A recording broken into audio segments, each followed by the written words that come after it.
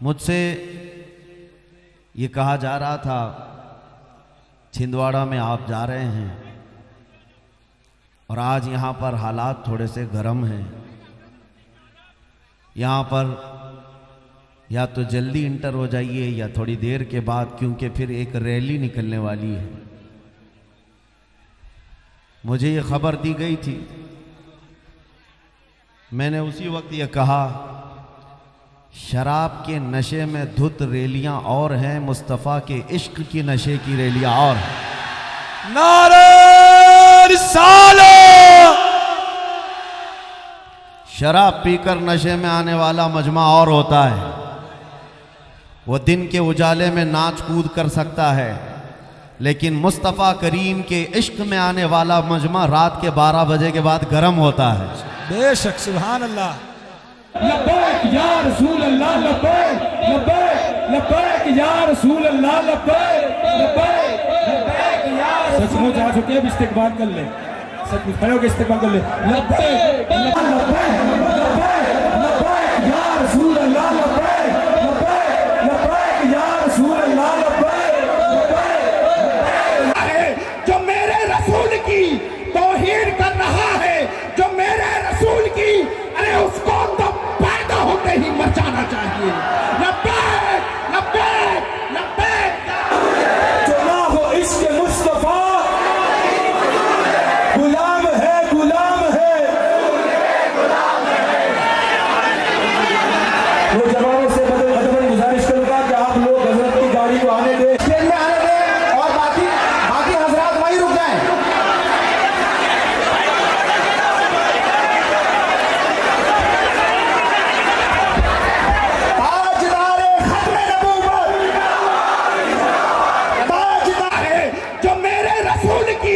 तौहीन कर रहा है, जो मेरे रसूल की, अरे उसको तो पैदा होते ही मचाना चाहिए। लब्बैक लब्बैक लब्बैक। मुमिनीन मिन अनफुसिहिम सदक़ल्लाहु मौलाना अज़ीम। बारगाह रिसालत मुआब सल्लल्लाहु तआला अलैहि वसल्लम में एक बार दुरूद पाक का हदिया पेश करें। अल्लाहुम्मा सल्लि अला सय्यिदिना व मौलाना मुहम्मदिन मअदनिल जुदी वल करम व आलिहि व अस्हाबिहिल किराम व इब्निहिल करीम व बारिक व सल्लिम सलातन दाइमतन सरमदन अबदा। ली खमसतुन उतफी बिहा हर्रल वबाइल हातिमा, अल मुस्तफ़ा वल मुर्तज़ा व बनाहुमा वल फातिमा। खुदाया बहक़्क़े बनी फातिमा के बरक़ौल ईमां कुनम खातिमा। अगर दावतम रद कुनी वर कबूल, मनो दस्त दामाने आले रसूल। अजीज़ान गिरामी वक़ार, आज का ये इजलास शान पंजतन पाक इस्लाह मुआशरा के नाम से मुनाकिद है। अक्सर ऐसा होता है कि लंबा सफ़र करने के बाद इंसान थक जाता है, लेकिन मेरी हालत यह है कि कसीर सफ़र के बाद भी जब आशिकों का ये हुजूम देखते हैं तो सारी थकान यूं ही दूर होती है। सुभान अल्लाह। मुझसे ये कहा जा रहा था छिंदवाड़ा में आप जा रहे हैं और आज यहाँ पर हालात थोड़े से गर्म हैं। यहाँ पर या तो जल्दी इंटर हो जाइए या थोड़ी देर के बाद, क्योंकि फिर एक रैली निकलने वाली है। मुझे ये खबर दी गई थी, मैंने उसी वक्त ये कहा शराब के नशे में धुत रैलियां और हैं, मुस्तफ़ा के इश्क की नशे की रैलियां और हैं। नारे रिसालत। शराब पीकर नशे में आने वाला मजमा और होता है, वो दिन के उजाले में नाच कूद कर सकता है, लेकिन मुस्तफ़ा करीम के इश्क में आने वाला मजमा रात के 12 बजे के बाद गर्म होता है। बेशक, सुभान अल्लाह। ये हमने देखा है, ये सिर्फ और सिर्फ सुन्नियों का खासा है कि रात के 12 भी बज जाएं तो दिन के उजाले से ज़्यादा यहाँ पर ताकत और क़ुव्वत नज़र आती है। बेशक। अजीज़ान गिरामी वक़ार, दर हकीकत बात यह है कि मुस्तफ़ा करीम सल्लल्लाहु ताला अलैहि वसल्लम के उन सिपाहियों का मजमा है। हर ज़माने में जिस जमाअत से लोगों को खौफ होने लगा वो यही जमाअत थी। और एक बड़ी निस्बत की बात यह है कि आज जहां तक नजरें जा रही हैं आशिकों का हुजूम है, लेकिन मेरे लिए फ़ख्र की बात यह है कि दुनिया आज डरा डरा करके मुसलमानों को सहमी हुई ज़िंदगी गुजारने पर मजबूर कर रही है। और कुछ लोग सहम जा रहे होंगे कि अब क्या होगा, तब क्या होगा, हादसे होंगे। लेकिन मेरे अजीज़ों, छिंदवाड़ा वालों, तुम्हारे जज्बात बहुत जवान हैं। दुनिया को आज मैसेज दे दो कि आज भी वो कौम है जो करबला चौक में बैठ करके अपनी बहादुरी के मुजाहरे पेश कर सकती है। सुभान अल्लाह, बेशक बेशक। इस मैदान को निस्बत है करबला के मौला इमाम हुसैन थे। सुभान अल्लाह। और हम करबला की दास्तान रोने धोने मातम करने के लिए नहीं सुनाते। हम करबला की दास्तान इसलिए सुनाते हैं कि 80 साल का बूढ़ा भी हो तो सुन के 25 साल का जवान हो जाए। बेशक हक है। उसके अंदर जवानी आ जाए, बुज़दिली ख़त्म हो जाए, डर और खौफ निकल जाए। सुन्नियों के इजलास का खासा यही होना चाहिए। गम हुसैन अपनी जगह पर वो क़यामत तक रहेगा, मौला हुसैन की शहादत का गम। लेकिन हम इस गम का तमाशा नहीं करते। अपनी नस्लों में हम सुनाते इसीलिए हैं कि बार बार अपने बच्चों को करबला की दास्तान सुनाओ।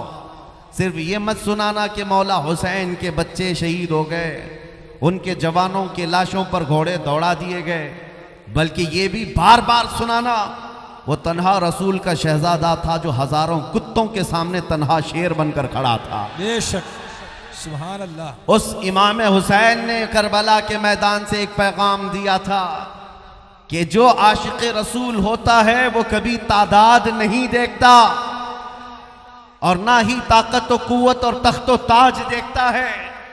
उसे हमेशा इस बात का यकीन होता है कि अल्लाह हमारे साथ है। बेशक, अल्लाह हमारे साथ है। और आपको पता है उसी मौला इमाम हुसैन की नस्ल में सदियों बाद आने वाले हुसैन आज़म के शहजादों में एक शहजादा हिंदुस्तान आया था जिसे पूरा हिंदुस्तान गरीब नवाज कहता है। बेशक, सुभान अल्लाह। सैयदना मोइनुद्दीन हसन चिश्ती गरीब नवाज जब ये तशरीफ लाए थे तो बहुत बड़ी फौज लेकर नहीं आए थे, 8 फकीरों की जमात में आए थे। और ये वो दौर था जब शहाबुद्दीन गौरी कई मर्तबा जंगों के बाद शिकस्त खाकर वापस जा रहा था। यहाँ बहुत सारी जंगें हुई, राजे महाराजाओं से शिकस्त भी खाई। गरीब नवाज गुदड़ी पहने हुए फ़कीरों की जमात में तशरीफ़ ला रहे हैं। फ़ौज के किसी आदमी ने देखा कि एक बाबा लोगों की जमात इधर आ रही है, पूछा किधर जा रहे हो? गरीब नवाज ने सीधे जवाब दिया, हिंदुस्तान फतह करने जा रहे हैं। सुभान अल्लाह। फौजी ने कहा, हमारी फौज को देख रहे हो, बहुत बड़ी तादाद है, हथियार भी है, हाथी घोड़े सब है, और तुम्हारे पास कुछ नहीं, 7-8 लोग मिलकर जा रहे हो और हिंदुस्तान फतह करने की बात कर रहे हो। सरकार ख्वाजा हिंद ने कहा था, फ़र्क सिर्फ इतना है कि तुम जाते हो हाथी घोड़े और तलवारों के भरोसे पर, मोइनुद्दीन सिर्फ अल्लाह के भरोसे जा रहा है। सुभान अल्लाह, सुभान अल्लाह। गरीब नवाज रदी अल्लाह ताला। मेरे अजीज़ों, ये बातें इसलिए अर्ज कर रहा हूँ कि इस मैदान का मैसेज भी यही होना चाहिए कि आज के दौर में भी कभी अपनी ताकत, अपनी कुव्वत, अपनी तादाद को मत देखना। हमारे दरमियान इंतशार कितना है, इफ्तिराक कितना है, जमातें कितनी है, इख्तिलाफात कितने हैं, सब अपनी जगह पर। तुम्हें असबाब पर नहीं, खालिक असबाब पर भरोसा हो, अल्लाह की ज़ात पर भरोसा हो। जिसके दीन के लिए हम खड़े होंगे उसकी मदद ज़रूर आएगी, और जिस रसूल के हम उम्मती हैं उनकी इनायत ज़रूर मिलेगी। इसलिए मेरे अजीज़ों, यहाँ का एक अहम पैगाम ये है, अहम पैगाम ये है, मुसीबतें, तूफ़ान, आंधियाँ ये नई नई हैं, बल्कि बहुत सदियों पहले से हम पर आती जा रही हैं और मुसलमानों को आजमाती जा रही हैं। लेकिन हर दौर में आंधियां थक करके फिर ये कहती हैं इस्लाम को न कल मिटाया जा सका था, न आज मिटाया जा सकता। बेशक बेशक। चंद दिन इंतजार करो, आज के जो बरसाती कीड़े हैं ये भी कहेंगे। इनका हाल भी यही, कुछ देर की खामोशी है फिर शोर आएगा। हक है। नारे रिसालत, ताजदारे खत्म नबूवत। अजीजा ने गिरामी, बस तुम्हारे अज़्म, तुम्हारे इस्तिक़लाल और तुम्हारी इस्तिकामत का इम्तिहान होगा। हवाएं तेज चलेंगी, ये देखा जाएगा तुम्हारा कदम डगमगाता है या ईमान पर कायम रहता है। आज तुम्हारे इम्तिहान की घड़ी है, इम्तिहान का वक्त है। कभी तुम्हारे दरमियान सिक्के फेंक दिए जाएं, दौलत का अंबार बिछा दिया जाए, हुस्न जमाल को लाकर खड़ा कर दिया जाए और तुम्हें मनसब और तख्त देने की लालच दी जाए। ये सारे इम्तिहानात आएंगे और बदले में तुम्हारा ईमान खरीदा जाएगा, तुम्हारा दीन खरीदा जाएगा। और वो सबसे बड़ा बदनसीब और बदकिस्मत आदमी है जो दुनियावी मालो मता की बुनियाद पर अपना दीन बेच दिया, अपना ईमान का सौदा कर लिया। उसके लिए दुनिया भी खराब है, आखिरत भी खराब। क्या आपने नहीं देखा 2 साल पहले लखनऊ से एक कुत्ता निकला था जिसने अपना नाम बदल लिया था? ये कौन है? यह हुकूमत की तरफ से फेंके हुए टुकड़े खाने वाला कुत्ता था। मनसब के लिए, जाह के लिए अपना नाम बदल दिया, धर्म भी बदल लिया, कशका भी लगा लिया, धोती भी पहन लिया। और मीडिया वाले तो इसी काम के लिए बैठे ही हैं। सारे दज्जाली मीडिया वेलकम करने लग गए और हॉट सीट पर बिठा बिठा करके उसकी तारीफ करने लग गए कि मुसलमानों में से कन्वर्ट होकर के एक आदमी आ गया है। और ये मैसेज देना चाहते थे कि अब मुसलमानों में खलबली मच जाएगी कि एक इनका बहुत बड़ा आदमी कन्वर्ट हो गया। तुफ़ है, लानत है इस मीडिया पर। 2 साल तुमने तमाशा कर करके देख लिया, उस कुत्ते के बदलने से पूरी जमात पर कोई फ़र्क नहीं पड़ा। बल्कि हमारी जमातों से यही कहा जाता रहा, कचरा था तो कचरे को इस्लाम से निकलना ही चाहिए, ऐसे की हाजत भी नहीं है। लेकिन अब हालत क्या है मैं आपको बताता हूँ। 2 साल नहीं गुजरे, एक नया कुरान बनाने की बात किया, हुजूर पाक के अखलाक पर एक छोटी किताब लिखने की बात किया। मैं उनका चरित्र लिखूंगा। नाउज़ुबिल्लाह बहुत कुछ करके देख लिया। अभी अभी की खबर यह है कि सारे पंडितों ने लात मार करके भेज दिया। और उसके बाद हालत ये हो गई, धोबी का कुत्ता न घर का न घाट का, दरमियान में उलझ कर रह गया। अब जिंदगी की भीख मांगने लगा, कहा कि मेरी जान बचा लो, मेरी जान बचा लो। ये सबको पता होगा, अखबार या न्यूज़ तुम्हारे तक पहुंचे होंगे तो मालूम होगा। मैं नाम सिर्फ इसलिए नहीं लेता कि मैं नापाक नहीं करना चाहता, बाकी मुझे डर नहीं है, खौफ नहीं है। हम इस मुकद्दस पाकीज़ा मिंबर को उन गलीज नामों से, उनके नामों से नहीं ये करना चाहते हैं। बहरहाल मेरे अजीज़ों, हालत ये हो गई जिसको आला हज़रत ने 100 साल पहले कहा था, या रसूल अल्लाह जो तेरे दर से यार फिरते हैं, जो तेरे दर से यार फिरते हैं, दर बदर यूं ही खार फिरते हैं। और हमारा तारुफ क्या होना चाहिए?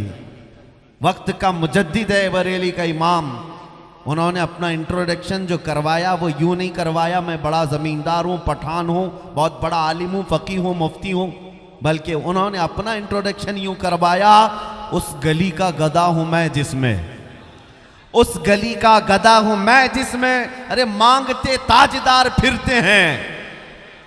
हम सब की भी पहचान यही होनी चाहिए। और बेदम वारसी रहमतुल्लाह ताला अलैह ने दुआ किया था, सके तैबा सब कह के पुकारे बेदम, सारे लोग मुझे मदीने का कुत्ता कहकर पुकारे। बेदम वारसी कहते हैं, सके तैबा सब मुझे कह के पुकारे बेदम, यही रखियो मेरी पहचान मदीने वाले। हुजूर की बारगाह में यह अरीज़ा कि मेरी पहचान बने तो आपके नाम से बने, दुनिया मुझे जाने तो आपकी गुलामी से जाने। ऐ मुसलमानों, आज वो वक्त आ गया है, तुम अपनी पहचान बताओ लोगों को, तुम अज़्म इस्तिक़लाल के साथ खड़े हो जाओ एक बार। ये सेकुलर बनने की कोशिश में होता क्या है आपको मैं बताऊं। फैशन ने और दुनिया ने एड़ी चोटी का जोर लगा लिया है तुमको आजाद ख्याल बनाने के लिए, तुमको दीन से बरगश्ता करने के लिए। चंद दिनों पहले एक साहब हमसे पूछने लगे, हालात बड़े खराब हैं, क्या अभी भी दाढ़ी रखना वाजिब है?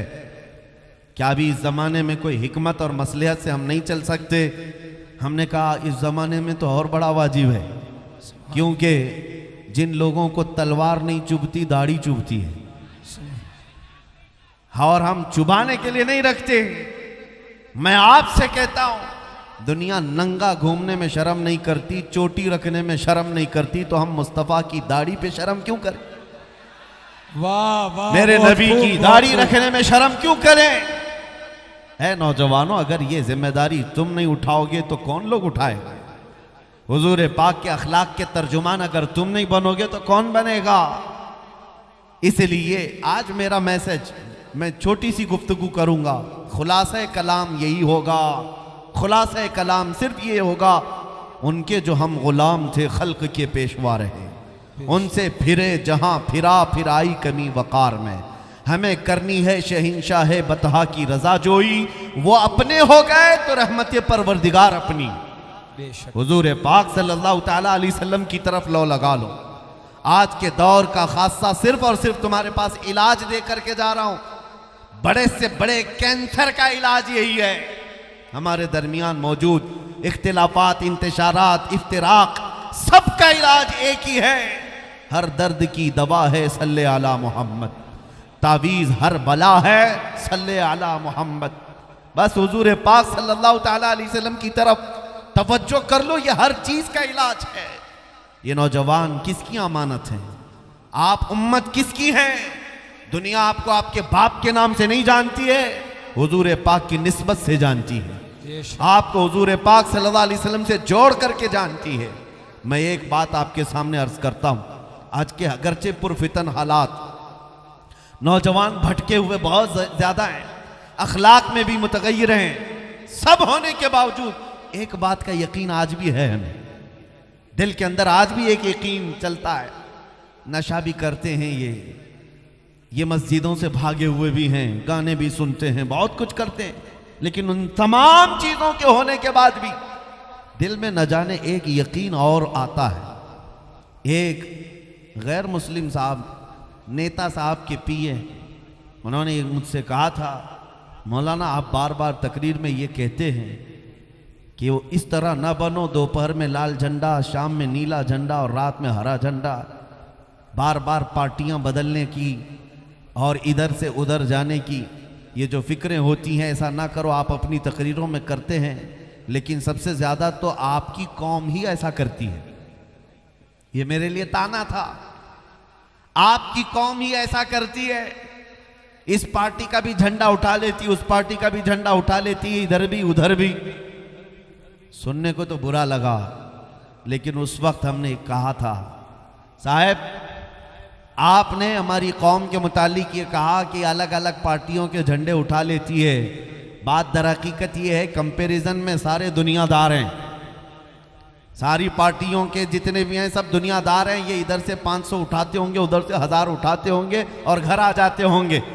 होता होगा, मैं मानता हूं हमारी कौम के लोग, हमारे नौजवान जाते होंगे, लेकिन मैंने कहा एक मेरा चैलेंज है, हमारे किसी भी मोहल्ले का एक आम नौजवान उठा लो, आलिम नहीं, परहेजगार नहीं, बहुत बड़ा मुत्तकी नहीं, ना एक नौजवान उठा कर ले आओ, और अगर आपके पास 10 करोड़ की दौलत है ले आओ, करोड़ों की दौलत ले आओ, एक तरफ उस नौजवान के सामने 10 करोड़ रुपए रख देना। आप कहते हैं ना 500 के लिए पार्टियां बदलते हैं, मैं कहता हूं 10 करोड़ रुपए रखना दौलत, और एक तरफ गुंबदे खजरा की तस्वीर, वाह सुभान अल्लाह सुभान और अल्लाह। उससे पूछना क्या है नौजवान, इन दोनों में से तू चाहता क्या है?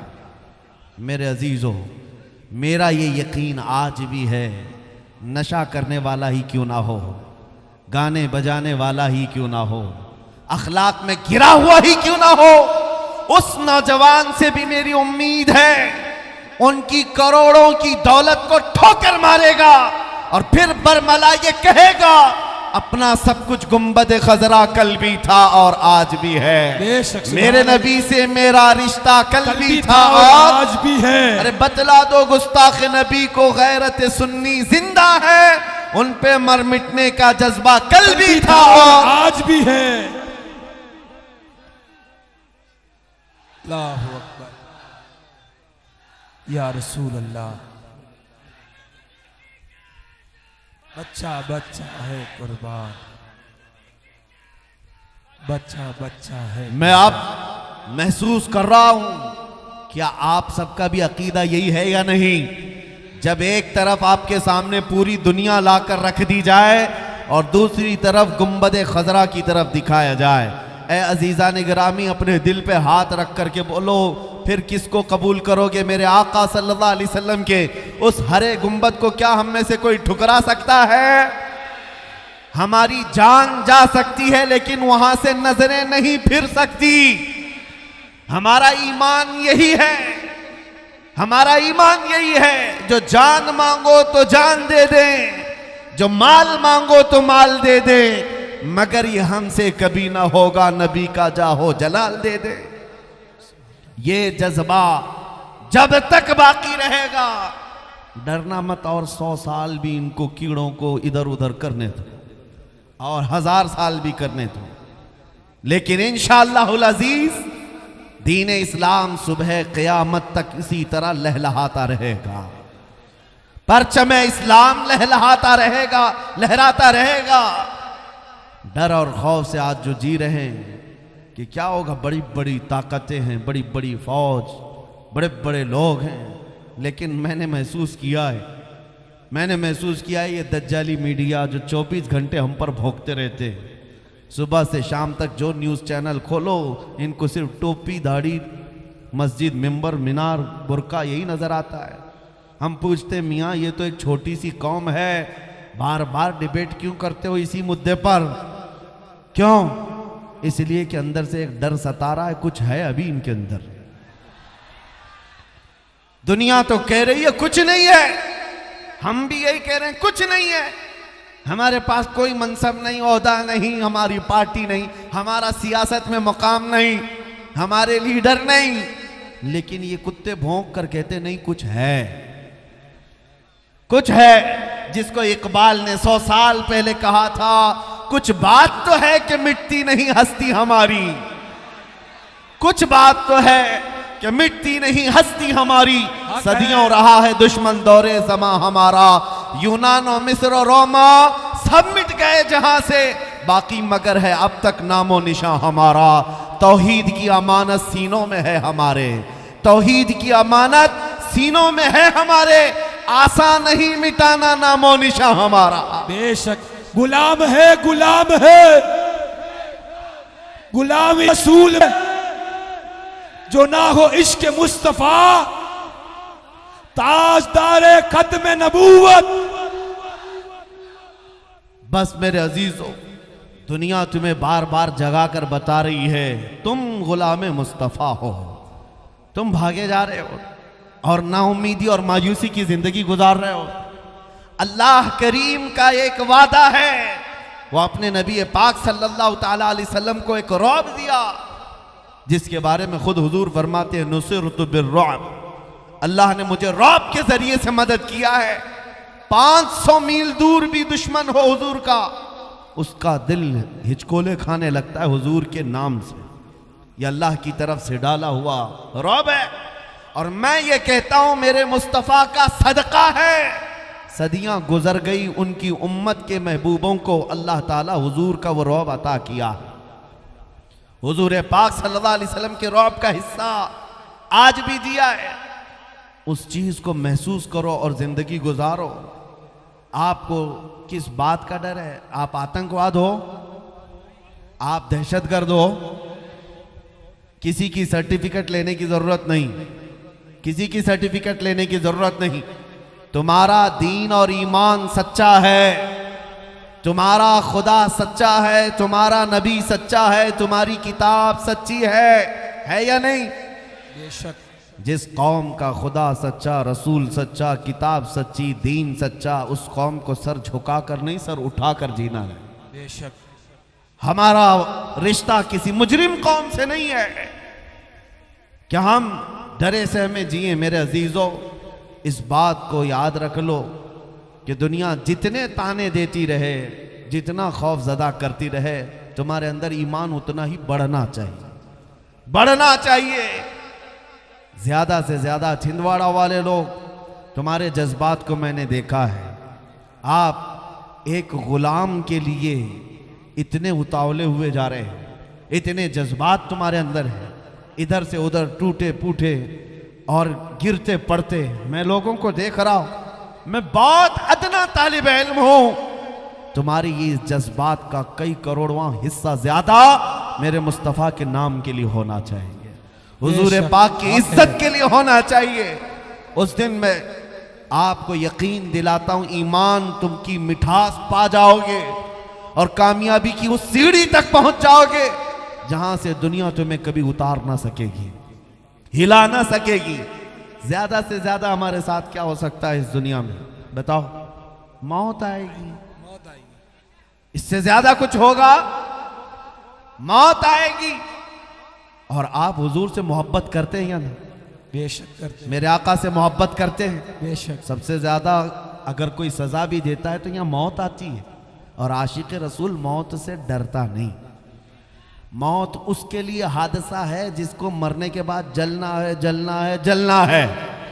और इधर आशिक मुस्तफ़ा के लिए मौत हादसा नहीं, तोहफा है। इधर आंखें बंद होंगी, उधर जियारत मुस्तफ़ा। सुभान अल्लाह। बल्कि एक मोमिन साले कब्र में पहुंचता है, मुनकर नकीर आते हैं, उनसे भी ये कहता है, अब तो पाए नाज से ऐ फरिश्तों क्यों उठूं, अब तो पाए नाज से ऐ फरिश्तों क्यों उठूं, अरे मर के पहुंचा हूं यहां इस दिलरुबा के वास्ते। बेशक। सुभान अल्लाह, सुभान अल्लाह। मर के पहुंचा हूं यहां इस दिलरुबा के वास्ते। हुजूर पाक सल्लल्लाहु तआला अलैहि वसल्लम की मोहब्बत में दुनिया में जीने वाला बंदा कभी खौफजदा नहीं होता, डरता नहीं है। और जो आज हम करबला मैदान में बैठे हुए हैं, डर पूरा निकाल करके जाएंगे इंशाअल्लाह। इंशाअल्लाह। करबला मैदान में बैठे हुए हैं। आज मैं तकरीर करता हूं, कुछ उलमा ने मुझसे कहा था कि आप तहफ़्फ़ुज़ात रखें अपने हालात के एतबार से, संजीदगी के एतबार से। मेरे अजीज़ों, जिसका सब लुट गया उससे क्या संजीदगी की तवक्को करते हो? हमारे पास दुनिया की कोई बचाने जैसी दौलत है ही नहीं, एक वही दौलत आमिना के लाल की मोहब्बत। और उस पर भी कुत्ते और भेड़िए भौंकने लगे और तुम हमें अमन से बैठने और चैन से रहने की बात करते हो। मैं कहता हूं तुम्हारी हिकमतें, तुम्हारी मसलहतें, तुम्हारा चैन और सुकून तुम्हें मुबारक, हमें बिलाल हबशी की विरासत मुबारक, सुभान अल्लाह। हमें खुबैब इब्न अदी की विरासत मुबारक। रसूल करीम सल्लल्लाहु तआला अलैहि वसल्लम के नाम पाक के लिए अजीज़ा ने गिराम वक़ार, आज मैं यहाँ बैठा मिंबर पर तकरीर कर रहा हूँ। कल को अगर मैं फांसी के फंदे पर चढ़ गया, सुसाइड के तौर पर नहीं, अल्लाह कभी ना लाए ऐसा दिन, लेकिन जालिम कुत्तों के हाथ अगर सजा के लिए मुतय्यन कर दिया गया, जरा बराबर दिल में खौफ ना लाना कि किसी एक के मर जाने से इस्लाम नहीं मरता है, हमारे कट जाने से इस्लाम नहीं मरता है, बल्कि इस मैदान से ये मैसेज आम होना चाहिए, अरे इस्लाम जिंदा होता है हर करबला के बाद। नारा तकबीर, नारा रिसालत, हिफ्ज़ नामूस रिसालत जिंदाबाद। बस इस बात का आप लिहाज रखें, इस्लाम जिंदा होता है हर करबला के बाद, हर करबला के बाद। ये पहला मौका नहीं है, ये पहला मौका नहीं है कि हमारी जिंदगियों में ये नई बात हो सकती है, लेकिन तारीख़ इस्लाम इससे भरी हुई है, तारीख़ इस्लाम भरी हुई है। लोग आज हमें कहते माइनॉरिटी में हैं, अक़लियत में हैं, हालात ऐसे हैं। उनसे कहो करबला के मैदान से ज़्यादा माइनॉरिटी कहाँ थी? वाह, एक तरफ सिर्फ 80-82 लोग और दूसरी तरफ 22,000 का लश्कर। मुकाबला हो सकता है? दुनिया की अक्लें हैरान हैं, लेकिन रसूलुल्लाह के उस लाडले नौजवान शहजादे ने ये दुनिया को बताया है। मैदान में खड़े होकर इस्तिकामत दिखाना ये सिर्फ आले रसूल की शान है, ये ईमान वालों की शान है। इसीलिए आज मैंने शुरू में ही आपसे कहा, ये दौर जो है वह आपके इम्तिहान का दौर है, आपकी इस्तिकामत का इम्तिहान हो रहा है, आपके जमे हुए और डटे रहने का इम्तिहान हो रहा है। आंधियां आए, तूफान आए तो तुम घर बदल लेते हो, या अपने दामन बदल लेते हो, या अपने चेहरे बदल लेते हो, या फिर उसी दीन पर कायम रहते हो, ये देखा जाएगा। इसलिए मेरे अजीज़ों, ना तुम सेकुलर बन करके 100 साल जीने की गारंटी दे सकते हो, ना ही तुम अपना चेहरा छुपा करके 1000 साल जीने की गारंटी दे सकते हो। कोई गारंटी नहीं दे सकता। जब इस दुनिया से मरना लिखा ही है तो क्यों ना हुजूर की सुन्नतें अपना करके दुनिया से जाएं, क्यों ना हुजूर के अखलाक पर दुनिया से जाएं, ताकि हमारी गुलामी साबित रहे कि हम दुनिया से गए भी हैं तो मेरे नबी का नाम ले करके गए। मैं कुछ बातें जो आपके सामने अर्ज करूं, नबी करीम सल्लल्लाहु ताला अलैहि वसल्लम के वो सहाबा जिन्होंने अपनी जिंदगी में हुजूर से वफा की है और अपनी जान से ज्यादा बढ़ करके एहतमाम किया है। आज तुम थोड़ी थोड़ी चीजों से अगर बदल जाते हो तो इस बात का हमें कल्क होता है, डर। बहुत सारे नौजवानों को मैं आप ये कहना चाहता हूं, यहाँ अब हमारे इस दौर में कोई सेकुलर नहीं रह गया, उधर भी नहीं, कोई सेकुलर नहीं रह गया है। हर एक शिद्दत से नफरत लिए बैठा हुआ है, सोशल मीडिया की आग फैली है। तो तुम क्यों सेकुलर बनने के नाटक कर रहे हो? तुम भी दुनिया को बताओ कि तुम अपने नबी पाक की मोहब्बत में किस कदर सीरियस हो, हुजूर पाक सल्लल्लाहु ताला अलैहि वसल्लम के लिए तुम कितने हसास हो। मैं ये नहीं कह रहा हूं चाकू, छुरी, तलवार, बंदूक लेकर के दिखाओ, नहीं, मैं तो हथियारों की बात नहीं करता। मेरे अजीजों, मैं हमेशा एक बात करता हूं, दुनिया का सबसे बड़ा साजो सामान जो किसी के पास हो सकता है वो इश्क़ मुस्तफ़ा की दौलत है, मोहब्बत मुस्तफ़ा की दौलत है। इस दौलत ने कैसर और किसरा को घुटने पर लाया है, बेशक बड़े बड़े बादशाहों को सरनिगू कर दिया है। आज मैं तुम्हें उसी मोहब्बत की दावत दे रहा हूं, उसी मोहब्बत की दावत कि जिसके तुम गुलाम हो, पूरे गुलाम बन जाओ, पूरे हो जाओ। हालात के एतबार से तुम कभी चेहरा बदल लिए, कभी लिबास बदल लिया, फैशन के नाम पर दुनिया ने तुम्हें आवारा बना दिया। अरे रात रात भर टिकटॉक पर मुजरे करने वाले लोग, मैं आपसे पूछता हूं, क्या तुमको जिंदगी इसीलिए मिली है? क्या तुम्हारी जिंदगी का पूरा मकसद यही है? और नौजवानों को भटका कर रख दिया गया। हमारे मोहल्लों में नशा आम है, रात भर गेम खेलने में इनकी पूरी जिंदगी गुजरती जा रही है। ऐ नौजवानों, कल क़यामत के दिन तुमसे सवाल होगा। अल्लाह ने तुम्हें जवानी दी है, हदीस पाक है, उस वक्त तक मैदान क़यामत से कोई कदम नहीं हटा सकता जब तक अल्लाह के इस सवाल का जवाब नहीं देगा। क्या सवाल है? अल्लाह ताला की तरफ से पहला सवाल होगा, मैंने तुझे जवानी दी थी, कहां कहां खर्चा किया? इसका जवाब देना होगा। और फरमाते मुहद्दिसीन, किसी किसी को अपनी जवानी का हिसाब देने में 500 साल लग जाते हैं। अल्लाहु अकबर। उस तपिश वाले मैदान महशर में, उस भरी क़यामत के मजमे में तुम्हें अपना हिसाब देने में सालों बीत जाएंगे, नहीं दे पाओगे हिसाब। 500 साल, 700 साल लग जाएं।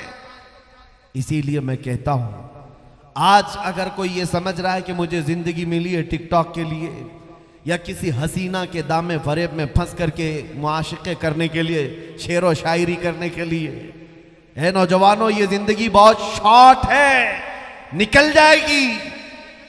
जिन लोगों ने अपनी जिंदगियां इस तरह तबाह की, उन बूढ़ों से पूछो, उन गुनाहों के जख्म आज भी उनके जिस्म पर हैं।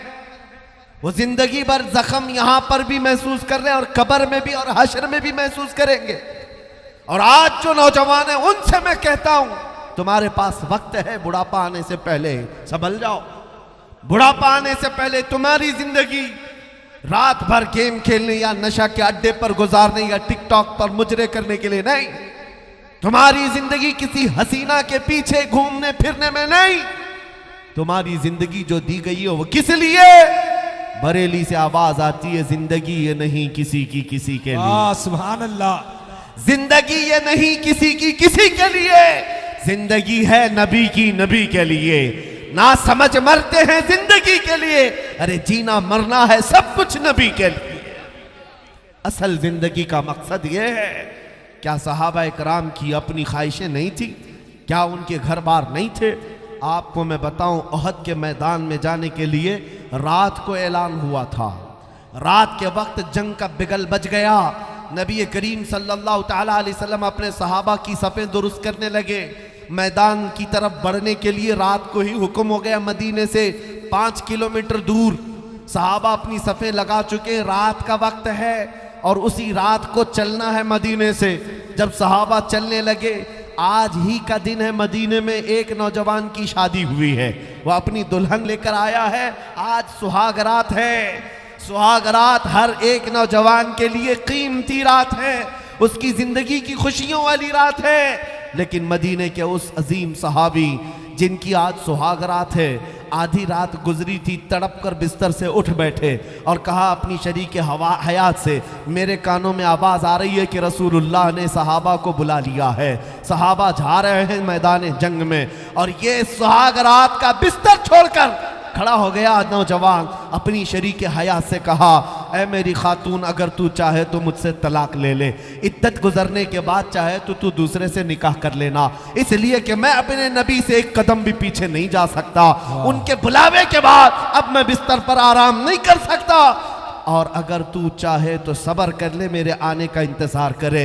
वो खातून ऐसी नहीं है, नई नवेली दुल्हन घर पर आई हो, हाथ जोड़े, पैर पकड़े और दूसरों के सामने गिड़गिड़ा कर कहे, भैया कहाँ मुझ सुहागन को अभागन किए जा रहे हो? कैसी ये बात है, आज की रात मुझे तन्हा किए जा रहे हो? नहीं, उस खातून ने दुखड़े नहीं सुनाए, गिड़गिड़ा कर वहाँ रो रो करके बातें नहीं की, बल्कि वो तन्हा दुल्हन बिस्तर से खड़ी होती और कहती है, मेरे सरताज कैसी बात कर रहे हो, तलाक किस लिए? जाएं फी अमानिल्लाह, जाएं अल्लाह की हिफ्ज़ अमान में छोड़ती हूँ। मुझे इस बात का फ़ख्र है कि अगर आप सही सलामत जंग से वापस लौटेंगे, फ़ख्र से मदीने में गाजी की बीवी कहलाऊंगी, और अगर नहीं लौटे जंग के मैदान से तो भी कोई बात नहीं, तब भी आपकी ये बीवी फखर से कहेगी कि एक शहीद की बेवा। सुभान अल्लाह। रसूलुल्लाह के एक नौजवान सहाबी की बेवा हूं। आप जाएं, दुनियावी जिंदगी में तो आपने मुझे शरीक हयात बना ही लिया है, आखिरत की जिंदगी से अलग क्यों करते हो? वो खातून ने हाथ पकड़ करके भेजा अपने शोहर को। आज की रात शादी करने वाला वो नौजवान जब मेरे मुस्तफ़ा करीम सल्लल्लाहु अलैहि वसल्लम की सफ़ों में शामिल हो गया, हुजूर के साथ मैदान ओहद में पहुंच गया। उस मैदान ओहद में दूसरे दिन घमासान की जंग हुई थी। उस जंग का नक्शा बहुत ही अलग है। बहुत सारी जंगें हुई, लेकिन जंग ओहद में जो सहाबा इकराम को नुकसान पहुंचा है, इस्लाम को नुकसान पहुंचा है, वो बहुत कम जंगों में हुआ है। 70 सहाबा जामे शहादत नोश कर चुके थे। मैदान ओहद में अमीर हमजा का सीना चाक करके कलेजा चबाया गया था। अब्दुल्ला बिन जहश के जिस्म के 80 टुकड़े कर दिए गए थे। ये वो जंग है जिसमें रसूलुल्लाह के दंदाने मुबारक शहीद हुए थे। ये बड़ी घमासान की जंग थी। यही वो जंग है जिसमें वो एक रात पहले शादी करने वाला नौजवान सैयदना हंजला शहीद हो गए। पहली रात, एक रात गुजार कर आने वाला दूल्हा मैदान जंग में शहीद हो गया। और जंग जब खत्म हो गई, लाशें जमा की जा रही थी। 70 सहाबा की लाशें, नबी करीम सल्लल्लाहु ताला अलैहि वसल्लम हर एक की जनाजा, सारे सहाबा की जनाजे की नमाजें पढ़ा रहे थे। उस असना में सहाबा ने कहा, या रसूल अल्लाह, हमने हंजला को शहीद होते देखा है, कत्ल होकर गिरते देखा है, लेकिन लाश मैदान में नजर नहीं आती, लाश कहीं नजर नहीं आती। हुजूर पाक सल्लल्लाहु ताला अलैहि वसल्लम ने सर झुकाकर थोड़ी देर आराम फरमाया। उसके बाद कहा, फलां जगह देखो, हंजला की लाश रखी होगी। सहाबा गए तो देखा उनकी लाश रखी हुई थी, लेकिन किस हालत में? उनको मुकम्मल ऊपर से नीचे तक गुस्ल दिया हुआ था, उनके जिस्म पर पानी के कतरात टपक रहे थे। सहाबा उठा करके ले आए और हुजूर पाक सल्लल्लाहु अलैहि वसल्लम के पास अर्ज किया, आका मैदान उहद में पानी नाम की कोई चीज़ ही नहीं, यहाँ पीने का पानी नहीं, हंजला को गुस्ल किसने दिया? हुजूर ने मुस्कुरा कर कहा, जैसे ही ये शहीद हुए अल्लाह के फरिश्तों की एक जमात आई, हंजला को आसमानों पर ले जाया गया, इनको जन्नत के पानी से गुस्ल दिया गया और वापस मैदान उहद में लाकर रख दिया गया। अब मैं आपको बताऊं मेरे अजीजों, बात यह है, सहाबा ने पूछा, आका आपका फरमान तो है शहीद होता है उसे गुस्ल नहीं दिया जाता, उसे कफन नहीं दिया जाता, बल्कि वो जिन कपड़ों में शहीद हुआ है उन्हीं कपड़ों में उसे दफन कर दिया जाता है। ये शहीद का एजाज है, ये शहीद का एजाज है। उसे दुनिया के पानी से गुस्ल नहीं दिया जाता और ना ही हमारे कपड़े पहनाए जाते हैं। वो जिन कपड़ों में शहीद हुआ है उन्हीं कपड़ों में अल्लाह की बारगाह में उसे भेजा जाता है, इसलिए कि मौला करीम को उसकी वही अदा सबसे ज्यादा पसंद है जो अपने घर से पहनकर निकला था, वही पहनकर बारगाह रब्बुल आलमीन में जाएगा। सहाबा ने पूछा, लेकिन ये हंजला के साथ क्या हुआ? सारे शुहदा को तो हमने गुस्ल नहीं दिया, लेकिन हंजला को गुस्ल क्यों दिया गया? मेरे आका ने फरमाया, जाओ उसकी बीवी से पूछो, पता चलेगा। हंजला को जो गुस्ल दिया गया है वो मौत का गुस्ल नहीं है, वो जनाबत का गुस्ल है। रात को अपनी बीवी के साथ शब्बाशी किया था, लेकिन गुस्ल करने तक का उसके पास वक्त नहीं था। वो ये कहकर घर से निकल गया, नहाने में कहीं देर ना हो जाए और हुजूर की जमात आगे ना निकल जाए। अल्लाह जीज़ान गिरामी वक़ार, ये वो सहाबा की जमातें थी जिन्होंने अपनी जवानियां मेरे नबी पर वार दी हैं, हुजूर पाक सल्लल्लाहु अलैहि वसल्लम के लिए कुर्बान किया है। एक काले रंग के हबशी सहाबी थे, हुजूर के पास आए, अब्दुल्ला अस्वद, कहा आखा शादी की ख्वाहिश है, माल नहीं है, गरीबी है बहुत ज़्यादा, या रसूल अल्लाह सल्लल्लाहु अलैहि वसल्लम मुझे किसी लड़की से शादी करने का मौका मिल जाए तो मैं भी घर बसा लूँ। हुजूर पाक सल्लल्लाहु ताला अलैहि वसल्लम ने उनकी ख्वाहिश को देखते हुए मदीने की एक अंसार सहाबी की बेटी से उनकी सगाई तय फरमा दी। हुजूर का फरमान था, सहाबी ने अपनी बेटी देने पर रजामंदी जाहिर की। अब शादी का सामान लाना था, हुजूर पाक सल्लल्लाहु अलैहि वसल्लम ने चंद सहाबा के जरिए से उनकी मदद करवाई। अब्दुल्ला अस्वद को कहा गया, ले जा ये शादी के कुछ सामान ले आ जा। शादी के लिए अपने घर बार में जो सामान लगता है वो खरीद कर लिया। ये अब्दुल्ला अस्वद मैदान में यानी बाजार में शादी का सामान खरीदने गए। दूल्हा आज कितने ताव से जाता है अपनी शेरवानी खरीदने, शादी हो रही है, बड़े ख्वाहिश हैं, लेकिन वह अब्दुल्ला अस्वद अपनी शादी का सामान खरीदने गए बाजार में। अचानक कानों में आवाज आई, अल्लाह के नबी सल्लल्लाहु अलैहि वसल्लम के साथ सहाबा की जमात जिहाद में जा रही है, जंग में जा रही है। ये भी उहद का मैदान ही था। अब्दुल्ला अस्वद वो गरीब सहाबी, मैं बाजार में जो शादी का सामान खरीदना था, नीयत बदल गई, सारा जंग का सामान खरीद लिया, सारे पैसे असबाबे जंग खरीदने में लगा दिए। अरे घोड़ा भी ले लिया, लोहे की टोपी भी ले लिया, ज़रा जो लोहे का लिबास पहनते थे वो भी ले लिया, जितनी ख्वाहिशें थी जंग में पहनने की सब ले लिया, पैसे कुछ बचाए भी नहीं। सोच सकते थे जंग के बाद आकर के शादी भी करना है, थोड़े पैसे बचा करके रखो, नहीं, वो रसूलुल्लाह के परवाने थे, मेरे आका सल्लल्लाहु अलैहि वसल्लम के फिदाई थे। पूरा पैसा लगा दिया और लेस होकर घोड़े पर सवार होकर आए मैदान में। दूसरे दिन जब जंग हो रही थी, हुजूर पाक सल्लल्लाहु अलैहि वसल्लम ने सहाबा से पूछा, क्योंकि चेहरा ढका हुआ था, पूरी टोपी पहने थे, पहली मर्तबा वो टोपी, पहली मर्तबा वो लिबास पहने हुए। हुजूर ने सहाबा को दिखाकर पूछा, ये कौन है, ये कौन है, नया दिखता है। सहाबा ने गौर से देखा, लड़ रहा है बतले जलील बहादुर की तरह, कभी इधर कभी उधर, अपने घोड़े को एड़ लगाता है। सहाबा ने कहा, या रसूल अल्लाह, ये हमारी जमात में से नहीं है, कोई बाहर से आया हुआ है, हम में से कोई इसको नहीं जानता। हुजूर मुस्कुराए और कहा, तुम नहीं पहचानते, वो मेरा अब्दुल्ला अस्वद है, मैं उसकी केनियों के रंग से पहचान रहा हूं। मैंने उसको शादी का सामान खरीदने के लिए पैसे दिए थे, लेकिन उसने सारे पैसों का सामान खरीद लिया। देखो आज सहाबा पहचान गए, काले रंग की केनियां उनकी पहचानी जा रही थी। हुजूर पाक सल्लल्लाहु अलैहि वसल्लम उनको देखकर मुस्कुरा रहे थे। ये वो बतले जलील था जो शाम होने से पहले घोड़े से गिरा, काफिरों के नरगे में आया और शहीद हो गया। और जब जिस्म पाक मैदान में पड़ा हुआ था, शाम के वक्त रसूल पाक सल्लल्लाहु अलैहि वसल्लम मैदान में आए। वो एक सहाबी के बारे में रिवायत मिलती है, चलते हुए हुजूर अब्दुल्ला अस्वद के पास आए और जमीन पर बैठ गए। जमीन पर बैठ गए, अपने जानू बिछा लिया। अब्दुल्ला अस्वद का सर उठाकर मेरे आका ने अपनी गोद में रख लिया और उसके बाद उनके चेहरे पर लगी हुई धूल और गुबार को अपने हाथों से साफ किया। नबी करीम सल्लल्लाहु अलैहि वसल्लम ने चेहरे को साफ किया और उसके बाद आयत करीमा पढ़कर लोगों को बताई, मिनल मुमिनीना रिजालुन सदक़ू मा अहदुल्लाह अलैह। अल्लाह कुरान में फरमाता है, मोमिनों में कुछ मर्द ऐसे हैं जिन्होंने अल्लाह से किया हुआ वादा पूरा कर दिखाया। उनमें से ये अब्दुल्ला अस्वद है। अजीजा ने गिरामी वक़ार, मैंने दो मिसालें सिर्फ आपके सामने रखी हैं, सिर्फ इसलिए रखी कि जवानी इस बात का नाम नहीं है कि हम अपनी ख्वाहिशात को अपनी ख्वाहिशात के मुताबिक यहाँ जीते रहे। आज हालात ये है, कुरान पर कुत्ते भौंक रहे हैं, मेरे नबी की इज्जत पर भौंक रहे हैं, अल्लाह की शान में भौंक रहे हैं। हमारे ऐशो इशरत में कोई कमी नहीं आती, हमारी रातें कुछ नहीं बदलती। तुम कब छोड़ोगे ये फिल्मी नगमों पर धूम मचाना?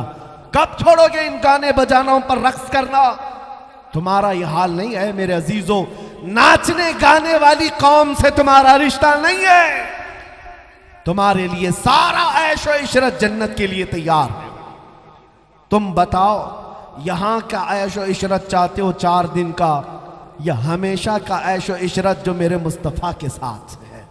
अगर मेरे नबी के साथ जाना है, सुनो, एक रिवायत मिलती है कि जो लोग अल्लाह रब्बुल इज्जत की हमद सुनते थे, कुरान का कलाम सुनते थे, नबी पाक की नातें सुनते थे, अरे निकालो अपने कानों से ये गानों के ईयरफोन, दिन भर इसी को सुन सुन करके मुनाफिक बनते जा रहे लोग। और मुहद्दिसीन ने फरमाया, जो कसरत से गाने सुनता है वो जिना की तरफ जाता है, उसके दिल में मुनाफिकत आती है, निफाक आता है, कुफ्र से मोहब्बत करने लगता है। और आज के दौर में तो पता ही नहीं चलता कि सुन करके कब काफिर हो गया। नगमों में ऐसी ऐसी बातें आ गई। ऐ नौजवानों, तुम्हारे कान जो दिए गए हैं, मुझे बताओ रसूलुल्लाह की नातें क्या तुम्हें अच्छी नहीं लगती? हुजूर पाक की तारीफ अच्छी नहीं लगती? हुजूर पाक सल्लल्लाहु ताला अलैहि वसल्लम की तारीफ सुनने वाली कौम के साथ कल क्या होगा? सुनो, 2 कौमें ऐसी होंगी। एक कौम वो जो दुनिया के नगमों से मस्त होकर यहां नाचती थी, ढोल बाजे तमाशे म्यूजिक पर रक्स करने वाली जमातें। आज हमारी कौम में देखा देखी आ गया। अरे वो लोग भी नाचते हैं, हम भी मीलाद के जुलूस में नाचेंगे। तुम किससे कंपेयर कर रहे हो? किससे कंपेयर कर रहे हो? तुम्हारी मुशाबहत उस कौम से नहीं है। सुबह से शाम तक शराब पीकर नशे में धुत रहना, मेरे अजीजों, तुमने शराब मोहब्बत पिया है। हुजूर पाक की गुलामी तुम्हारे गले में है। नाचना गाना तुम्हें ज़ेब नहीं देता। कल क़यामत के दिन 2 कौमें, वो जो यहां दुनियावी नगमों पर नाचती थी, फरिश्तों को हुक्म होगा, सीसा पिघला करके आग में लाओ और इनके कानों में उंडेल दो। कानों में डाला जाएगा, उनका भेजा बाहर निकल जाएगा। ये वो लोग। दूसरी वो कौम जो अपने नबी की मदहसराई पसंद करती थी, अल्लाह का कलाम सुनना चाहती थी, जब ये जन्नत में पहुंचेंगे, रब ताला फरमाएगा, तुमने अपने कानों से मेरी तारीफ सुनी, मेरे हबीब की तारीफ सुनी। ऐ मोमिनीन की जमात, आज तुम्हें सिला देते हुए, बदला देते हुए, जन्नत की हूरों से मैं तुम्हें अपना कलाम सुनाऊंगा। जन्नत की हूरें आएंगी और नगमाते इलाहिया सुना रही होंगी। हूरों की सुरीली आवाज से सुन करके मस्त हो जाएंगे। अल्लाह हमें उस जमात में शामिल फरमाए। 100 साल सुनाएंगी और उसके बाद रब ताला उन्हें हूरों को फरमाएगा बस, और उस कौम से पूछेगा मौला ताला मोमिनीन से, बस हो गया, पेट भर गया सुन सुन करके। ये मोमिनीन की जमात कहेगी मौला हम और सुनना चाहते हैं, और सुनना चाहते हैं। तो रब ताला दाऊद अलैहिस्सलाम को बुलाएगा। दाऊद अलैहिस्सलाम वो नबी हैं जिनकी आवाज में इतनी मिठास थी कि अगर वो अल्लाह का कलाम पढ़ते थे तो हवा में परिंदे भी रुक जाते थे, पहाड़ भी झूमते थे। लहने दाऊदी मशहूर है। रब ताला फरमाएगा दाऊद अलैहिस्सलाम को, ऐ मेरे पैगंबर दाऊद, आप अपनी मीठी आवाज से मेरे मानने वाली इस जमात को कलाम इलाही सुनाओ। दाऊद अलैहिस्सलाम सुनाते रहेंगे, 100 साल गुजर जाएंगे। 100 साल के बाद वो खामोश हो जाएंगे। रब ताला फिर पूछेगा, ऐ मोमिनीन की जमात, बस हो गया, पेट भर गया, सैराब हो गए? ये कौम कहेगी मौला और सुनना चाहते हैं, इसमें मस्ती है, इसमें और हम सुनना चाहते हैं। सुनो बदला क्या मिलेगा जन्नत के अंदर। रब ताला फरमाता है 100 साल हुराने जन्नत से इनको अपने कलाम सुनवाए, 100 साल दाऊद अलैहिस्सलाम से सुनवाए। फिर मौला फरमाता अब हिजाबात हटाओ, मैं सुनाऊंगा, ये सुनेंगे। सुभान अल्लाह, सुभान अल्लाह। इससे बड़ी नेमत क्या हो सकती है मेरे अजीजों, इससे बड़ा इनाम क्या हो सकता है। जन्नत में पहुंचोगे, दीदार इलाही होगा, अल्लाह करीम खुद अपने कलाम सुना रहा होगा, अपने कानों से सुन रहे होंगे। इसलिए बचा करके रखो अपने कान और साथ में आंखें भी बचाओ। आज का जमाना बड़ा खतरनाक है, सारे गुनाहों का अड्डा तुम्हारे हाथ में पहुंचा दिया गया है। बस अपनी उंगली की टच से सारे गुनाहों को आंखों के सामने ला सकते हो। आपको पता है आज दुनिया में सबसे ज्यादा सर्च करने वाली वेबसाइट पोर्नोग्राफी की हैं। गंदी तस्वीरें, नंगी तस्वीरें, भयानक किस्म की फिल्में, जिसे देख देख कर नौजवान अपने अखलाक का और अपने ईमान का ऐसा कत्ल कर चुका है कि उसकी आंखों से रौनक खत्म हो गई, नूर निकल गया है। तुम्हारी आंखें इन बेहया चीजों को देखने के लिए नहीं, कितने दिन मजा आएगा। ये गुनाह की लज्जत ऐसी है जैसे खुजली की, खुजाओ तो अच्छा लगता है, छोड़ देने के बाद जख्म होता है। गुनाहों की लज्जत थोड़ी देर की है, ये थोड़ी देर के लिए, तुम हमेशा का जख्म मत पालना। आंखें तुम्हारी इसलिए नहीं है कि मोबाइल की स्क्रीन पर गंदी और भयानक तस्वीरें रात में तन्हाई में बैठकर देखते रहो। नहीं, निगाहें जो तुम्हें दी गई हैं वो किस लिए दी गई? वो इसलिए दी गई हैं कि तुम दुआ करो, कुछ ऐसा कर दे मेरे किरदिगार आंखों में, हमेशा नक्श रहे रूए यार आंखों में। उन्हें ना देखा तो किस काम की है ये आंखें कि देखने की है सारी बहार आंखों में। ऐ मेरे अजीजों, तुम आंखें संभाल रखो, इसलिए कि इन आंखों से हमें अपने हबीब को देखना है, आमिना के लाल को देखना है, मकीने गुंबदे खजरा को देखना है। दिल पर हाथ रख कर के बताओ, मैं अपनी गुफ्तगू खत्म करने जा रहा हूं। मेरे आखिरी जुमले हैं, तवज्जो से। क्या तुम्हारी आंखों में आज ये तलब है या नहीं कि मरने से पहले एक बार मकीने गुंबदे खजरा को देखना है? तलब है या नहीं? जी, अगर तलब है में ये पुकारना होगा, मेरे आका आओ कि मुद्दत हुई है तेरी राह में आँखियां बिछाते बिछाते, तेरी यादों में, तेरी हसरतों में बड़े दिन हो गए घर को सजाते सजाते। या रसूल अल्लाह, सुना है आप हर आशिक के घर तशरीफ लाते हैं, मेरे घर में भी हो जाए चिरागा, मेरे घर में भी हो जाए चिरागा। कसम रब्बे जुल जलाल की, जिन आंखों ने वो जमाल एक बार देख लिया, दुनिया का सारा हुस्न लाकर उसकी आंखों के सामने रखो, वो ठोकर मार देगा, कभी हुस्ने मुस्तफा को धोखा नहीं दे सकता। मेरे आका है, वो जुल्फ अपनी लहरा रहे हैं, यहाँ का मौसम बता रहा है, वो जुल्फ अपनी लहरा रहे हैं। अरे सवारी तैबा से चल पड़ी है, हुजूर तशरीफ ला रहे हैं। नारे तकबीर, नारे सरकार की आमद, आका की विलादत, मौला की विलादत, गुलाम है, गुलाम है। जब हमारा ये मानना है कि हुजूर की तरफ हमारी तवज्जो और नबी हमारी तरफ मुतवज्जे हैं, तो फिर हम बारगाह मुस्तफा में हुजूर को ही गवाह बना करके कहेंगे इंशाअल्लाह। इंशाअल्लाह। मैं जानता हूं सुन्नियों का मजमा, मैं आधी बात कहूंगा और बाकी की ये खुद ही कंप्लीट करेंगे, क्योंकि पता है हालात ने बदला है लेकिन दिल से नहीं बदले हैं। बार बार मैं कहता हूं या रसूल अल्लाह, आपकी उम्मत गुनहगार तो हो गई लेकिन गद्दार नहीं है, गद्दार नहीं है, दिल से चाहती है।